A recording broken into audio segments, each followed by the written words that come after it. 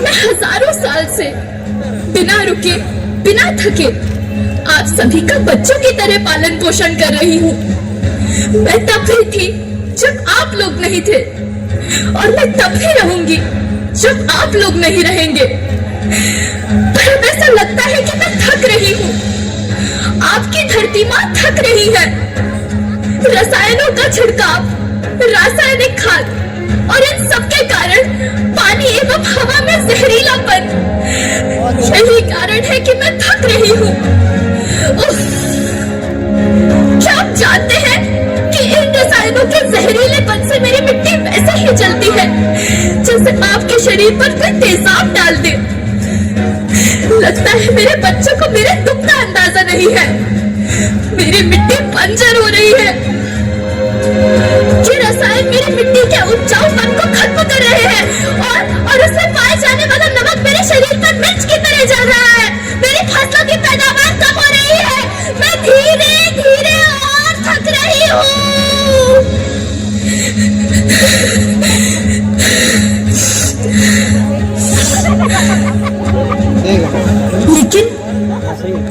लेकिन अब मुझे याद आता है कि पहले मैं बहुत सुंदर थी, बहुत प्रसन्न थी, हमेशा हंसती थी।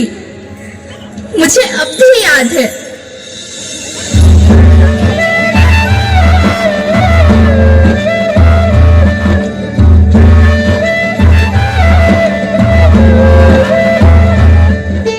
मैं तुम्हारी माँ सुंदर क्यों ना होती, मुझे तो सुंदर होना ही था, क्योंकि बीते जमाने में आप मेरे बच्चे ही तो अपनी माँ के रखवाले थे।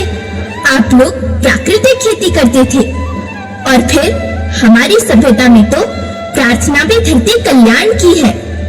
ओम द्यौ शांति, अंतरिक्षः शांति, पृथ्वी शांति, औषधयः शांति, वनस्पतयः शांति। ओम शांति शांति शांति।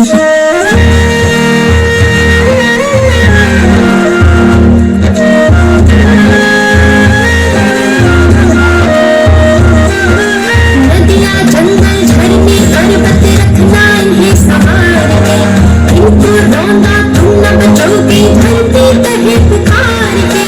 बेमौसम की वर्षा होती कहीं पे मिट्टी बंजर बनती, बंजर मिट्टी आग तपती धरती कहे पुकार के।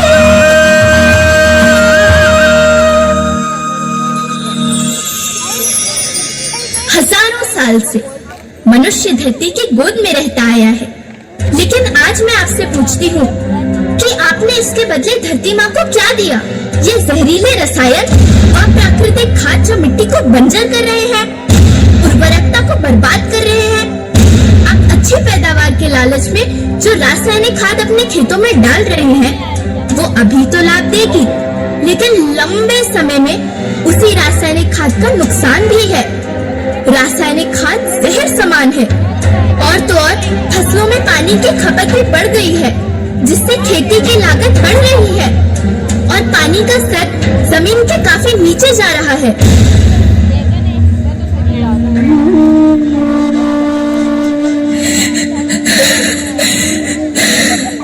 बच्चों, मैं तुम्हारी माँ हूँ। मैंने तुम्हें सुख से जीने के लिए पर्याप्त संसाधन दिए हैं, पर तुम्हारे लालच की पूर्ति के लिए नहीं दिए। ऐसा लगता है कि थोड़ी सी अधिक पैदावार और अपने लालच के लिए आप सब अपनी अगली पीढ़ी, अपने बच्चों के भविष्य के बारे में सोचना भूल गए हैं। सोचो, क्या तुम अपने बच्चों को ऐसे खेत देना चाहते हो जो बंजर हो?